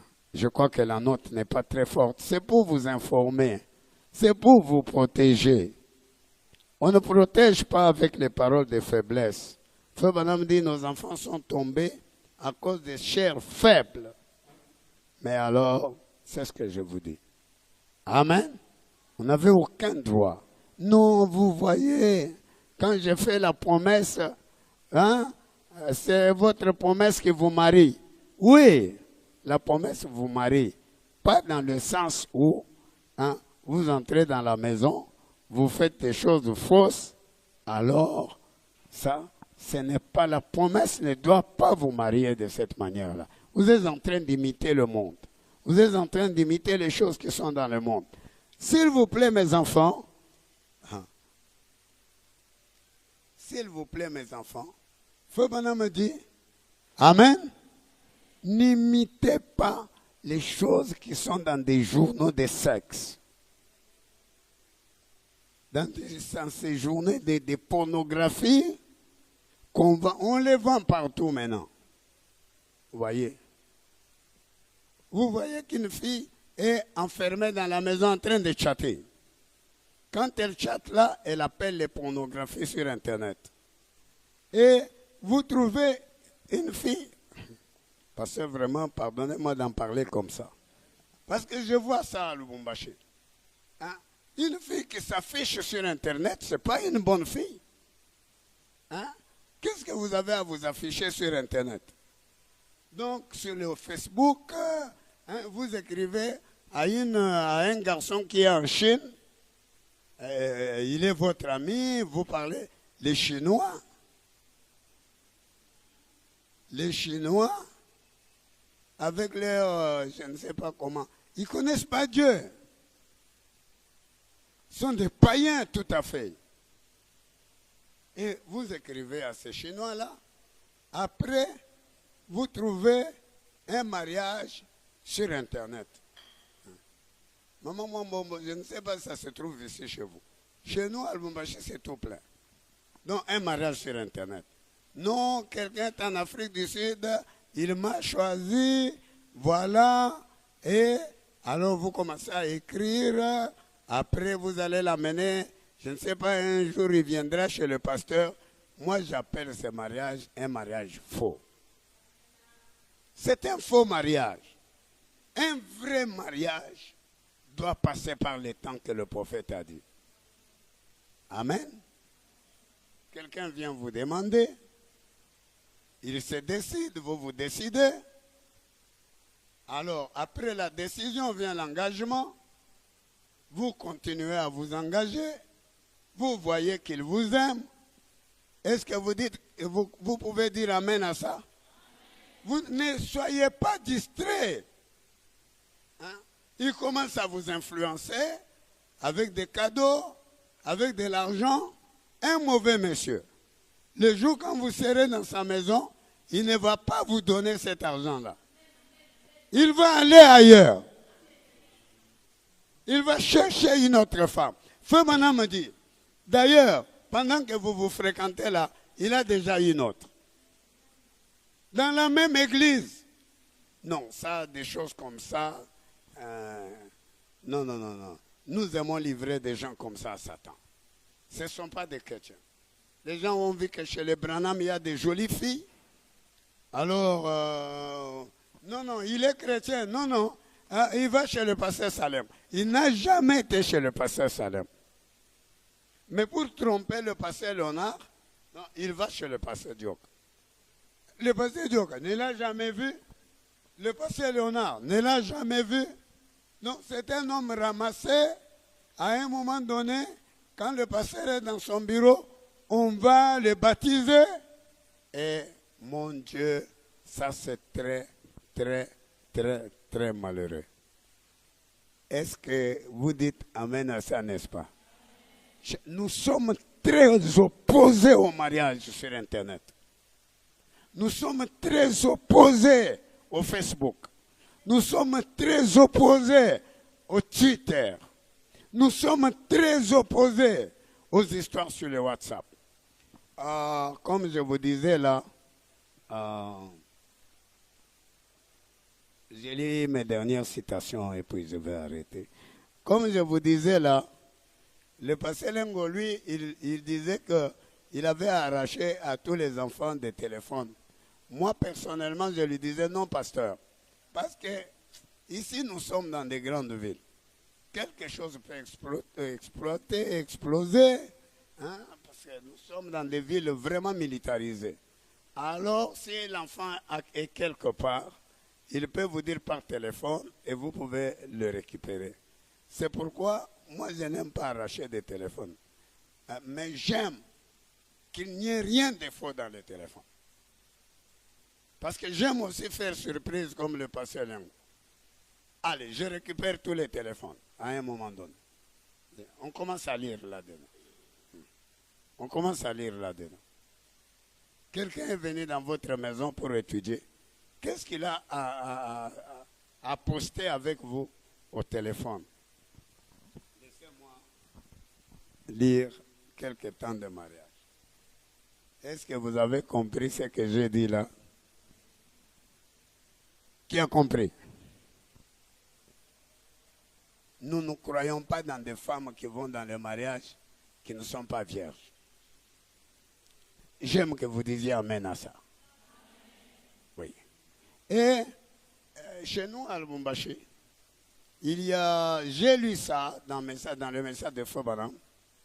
Quand les gens ont vu que leur fille n'était jamais vierge, alors qu'est-ce qu'ils vont? Ils vont là-bas chez quelqu'un, va lui donner, je ne sais pas, des fétiches. Ah, elle redevient vierge. Comme Frère Branham dit que les catholiques croient qu'on peut prendre les pilules de Diegues. Ça, c'est Frère Branham qui le dit. Et cette femme-là, qui avait déjà, je ne sais pas, 15-10 enfants, va redevenir vierge. C'est vraiment bien malheureux. Frère Branham dit, alors que Dieu sait qu'elle n'a jamais été vierge, vous allez aller en enfer. Si vous ne craignez pas Dieu, vous allez aller en enfer. Mais William Branham nous a amené le message de la différence. Vous dites Amen à ça. Amen. Vous voulez être différente? Est-ce que vous voulez être différente? Vous voulez vous marier correctement? Vous voulez vous détacher du monde, de la corruption, des écoles. L'école aussi amène vraiment la corruption. Frère Branham me dit, je crois c'est dans... Ne vous attachez pas sur votre propre intelligence. Il dit, je crois que je peux vous lire avant d'arrêter. Il dit que nous croyons dans le fait d'envoyer nos enfants à l'école. Certains enfants étudient les primaires. Les autres vont faire le secondaire. Les enfants plus intelligents vont même faire l'université. Et tout ça, c'est pour gagner cette petite vie. Il dit, Frère Branham, il dit, mais Dieu ne va pas vous sauver et vous demander quelles études vous aviez faites quand vous étiez à Kinshasa. Non, Dieu il va vous demander comment vous vous êtes comporté vis-à-vis de sa parole. Tous les diplômes, on dit que quelqu'un avait des diplômes collés sur les murs. On n'en a jamais fait attention. Amen. Amen. Alors, vous devez suivre le pasteur Kayumbi, comme Frère Branham dit, il parle du berger et du berger de la bergerie. Il dit qu'au Moyen-Orient, il y a des bergers qui passent. Je compare ça à des attractions qu'il y a, des attractions sexuelles, des corruptions qu'il y a aujourd'hui, les courses à l'argent. Il dit, alors cet homme-là va passer dans une grande ville comme Kinshasa avec ses brebis. Et il marche. Il est en train de marcher. Les brebis suivent cet homme-là sans regarder aux bonbons, aux biscuits, à la friserie, aux choses qui sont exposées. Ils regardent à leur berger.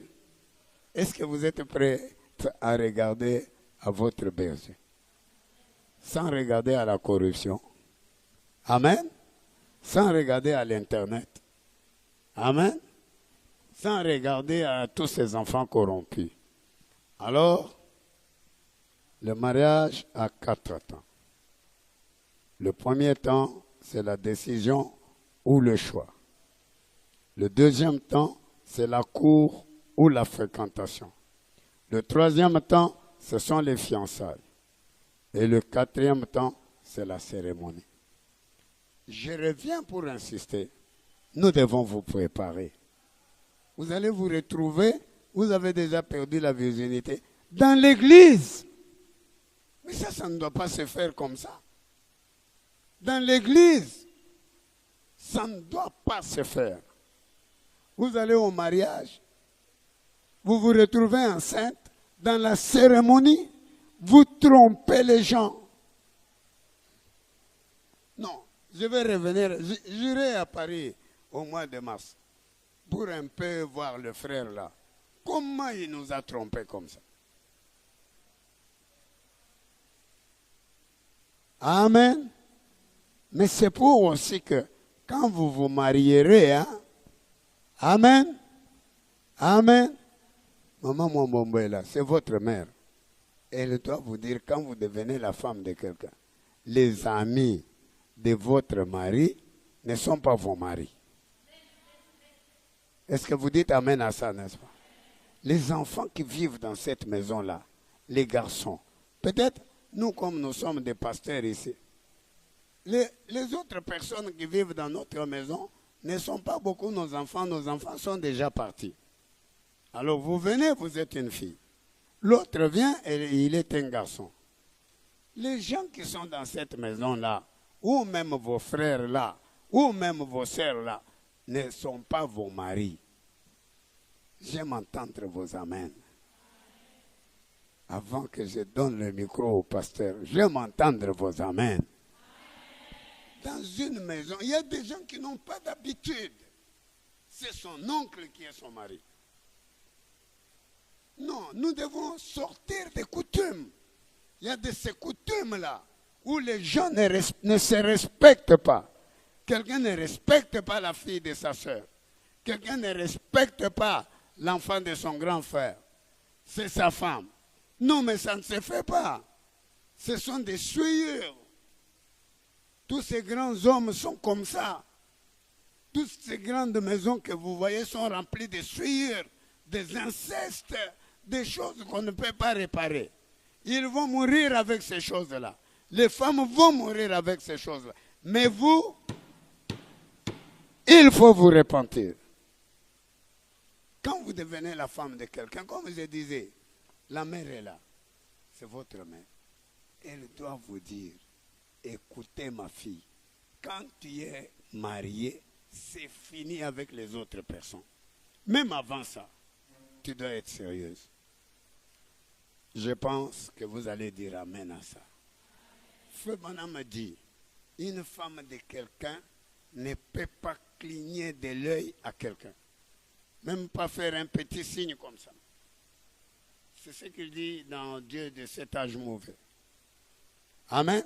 Vous pouvez aller vérifier à la maison et je le laisserai au pasteur. Une femme de quelqu'un ne peut pas cligner l'œil à quelqu'un.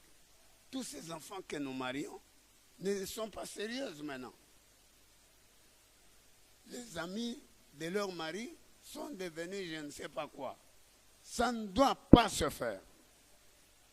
nous constituons une génération de chrétiens. Oh, c'est formidable. Vous avez bien compris? Est-ce que les amens ont diminué? La note est forte? Non, elle n'est pas forte. C'est pour vous aider. Frère Branham me dit que quand on me donnait un médicament fort, l'huile de ricin, c'est ça qui a amélioré ma digestion. C'est pour améliorer votre digestion. Une femme de quelqu'un, dès que vous êtes la femme de quelqu'un, c'est fini. Il ne faut pas faire ça. Ou cligner de l'œil à quelqu'un. Frère Branham me dit non, ça ne doit pas se faire. Je pense que vous allez dire amen à ça. Maintenant, je lis mes dernières citations sur les 4 temps du mariage et j'arrête. Le premier temps, c'est le temps de la décision. Dans les noces de l'agneau, dans le paragraphe 98, Frère Branham dit, bien, dans un sens, le mariage est un type. Le mariage terrestre ici, c'est un type du mariage céleste.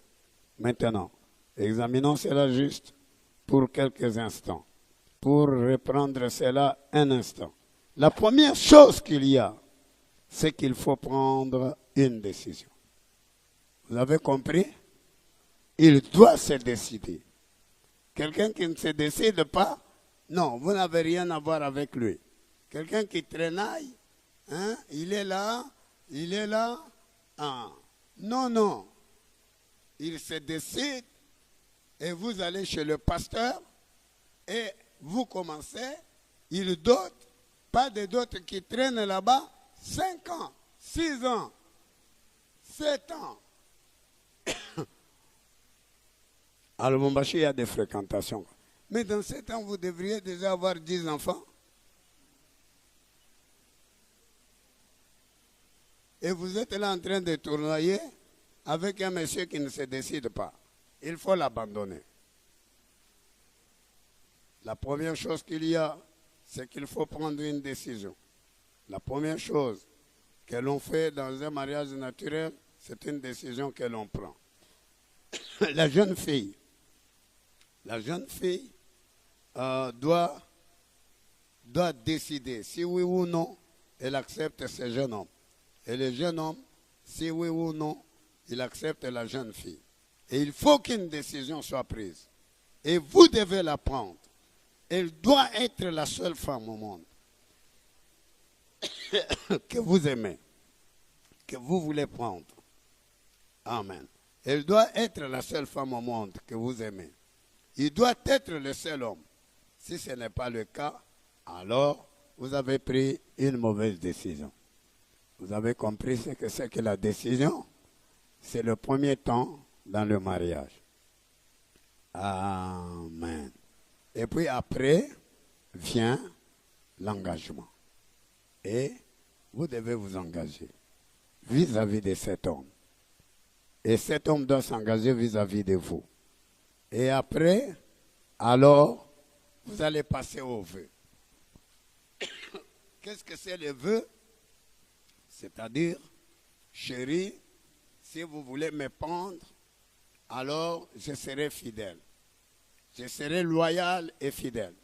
Je ne regarderai pas à une autre femme. Alors je serai loyal et fidèle. Et vous aussi, vous lui dites, chérie, si tu veux m'épouser, alors je serai loyal et fidèle. Amen. Et je ne regarderai pas à un autre homme. Amen. Si nous avons des enfants, amen, je ferai mon travail en tant que mère. Amen. Et je serai une ménagère. Donc, Frère Branham me dit, vous devez faire ces vœux-là avant que le mariage ne soit possible. Après le mariage, ne dites pas, parce qu'il a fait des vœux. Frère Branham me dit que votre mariage se trouve dans votre vœu. Amen. C'est là-bas que se trouve votre mariage. Mais ne dites pas, non, Marie était déjà mariée à Joseph dans les fiançailles. Non, Joseph ne l'a jamais connu. Parce que lui, elle avait la grossesse du Saint-Esprit. Jusqu'à ce qu'elle avait mis au monde Jésus et après, les autres choses étaient venues après. C'est comme ça. Donc, vous n'avez pas, il n'a pas le droit de vous baiser. Amen. Il n'a pas le droit. Madame me dit, vous devez baiser une seule femme, c'est votre femme. Il faut attendre jusqu'à ce qu'il devienne votre mari pour commencer à vous baiser. Et la première fois qu'il va vous baiser, c'est à l'hôtel, quand le pasteur va lui dire, embrassez votre femme, enlevez le voile. En ce moment-là, il va vous embrasser. Mais si vous avez déjà fait des choses fausses, alors, moi je ne sais pas. J'avais appris que le pasteur Jérémie, des gens qui marchaient toujours mal et qui se repentaient toujours, le jour du mariage, ils ont tout arrangé. Quand ils sont partis, il a dit, quelle est la dernière fois que vous avez encore fait des choses fausses? Dit hier. Dit alors, je ne vous consacre pas, allez-y. Et ils sont partis. Non, les gens de Branham ne sont pas sérieux. Non, c'est vous qui n'êtes pas sérieux. On avait déjà tué les poules, les vaches. On avait déjà arrangé le mariage et les voiles. Donc les voiles mensongers. Non, on ne doit pas. Dieu, vous ne le trompez pas. Nous avons des gens, ils n'ont pas d'enfants. Pourquoi? Ils ont trompé Dieu. Vous avez trompé Dieu. Quand tu marchais, tu étais une jeune fille, tu avais des grossesses et tu avortais toujours. Hein? Mais un jour maintenant, quand tu te maries, tu deviens stérile. Mais non. Ce sont ces choses que tu as faites. Les enfants, tu les as déjà tués. Tu veux quoi? Dieu ne va pas te donner. Bon, mais je sais que Dieu est miséricordieux. Si tu te répands, et tu te répands de la bonne manière, il va le faire. Je crois que vous avez bien compris. Hein? Est-ce que vous avez très bien compris? Oui. Alors, c'est ainsi que, alors, quand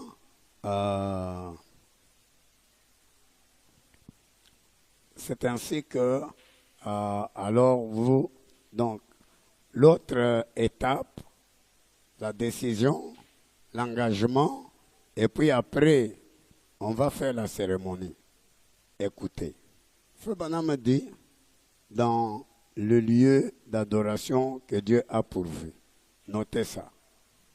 Frère Branham dit, tout mariage, mais ça ne vous concerne pas, qui n'a pas passé par la cérémonie, vous vivez en adultère.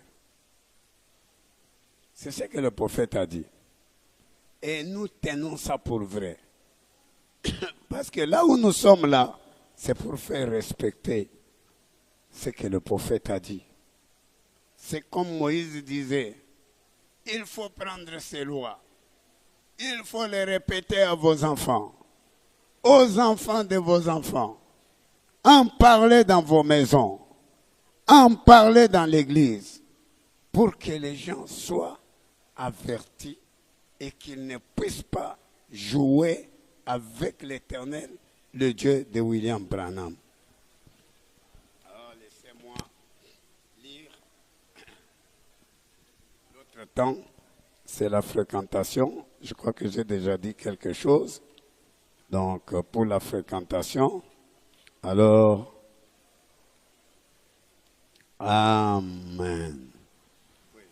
Frère Branham dit dans l'Alliance de grâce d'Abraham, paragraphe 18, il dit, comment sortiriez-vous, vous, les gentilshommes, les jeunes gens ici, sortiriez-vous sur la route pour prendre une femme et l'épouser, juste parce que vous êtes sortis la prendre, juste parce qu'elle est une femme?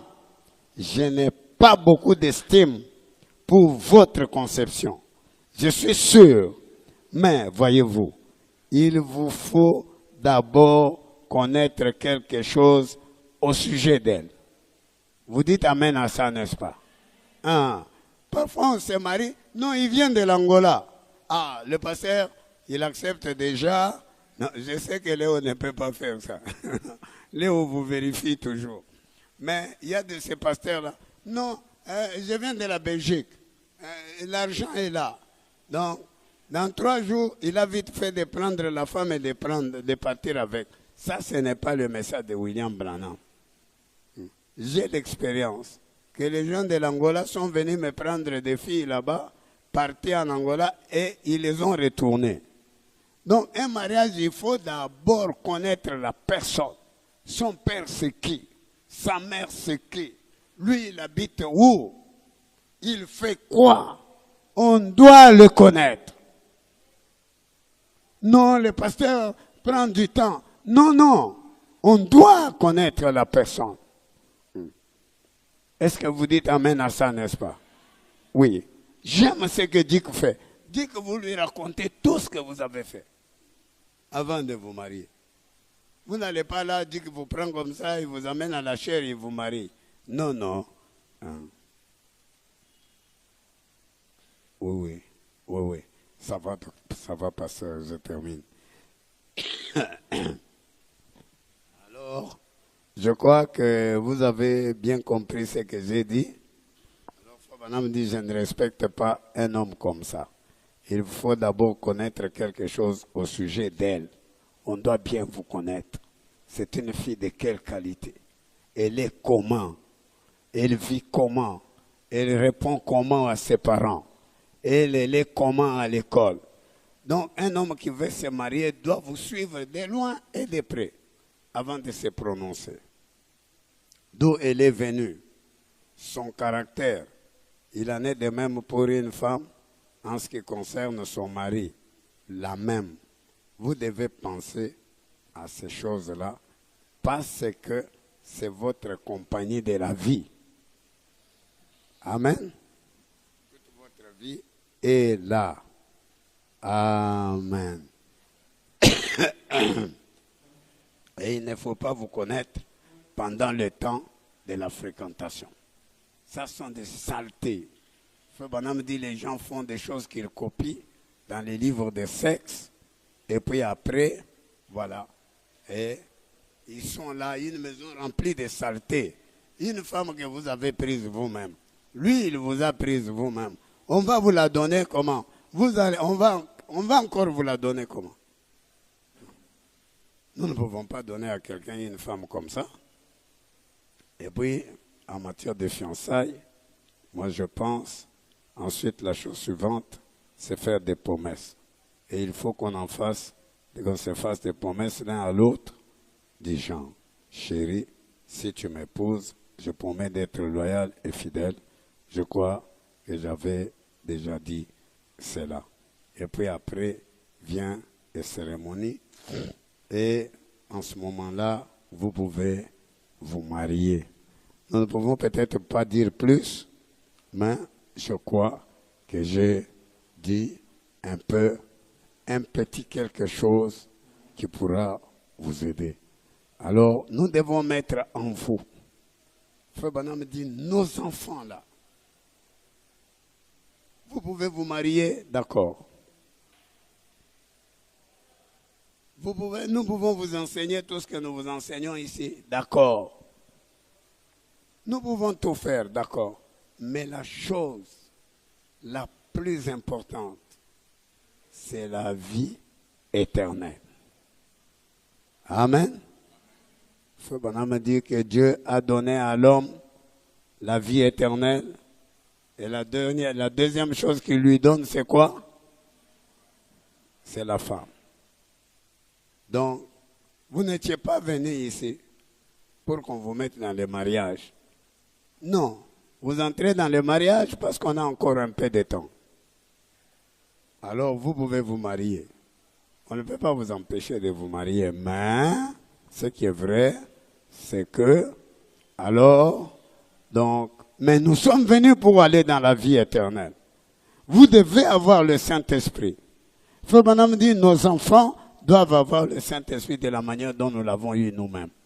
Je pense que toutes ces paroles vont vous bénir et vous emmener à la vie éternelle, plus les paroles que l'Ancien va prononcer. Que le Seigneur puisse vous bénir cet après-midi.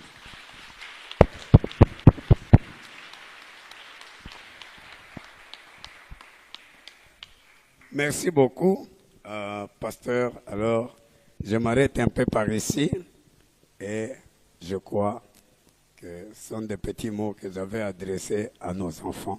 Que le Seigneur vous bénisse beaucoup. Amen. Encore une fois, applaudissons un peu le pasteur Massoudi. Merci beaucoup, pasteur.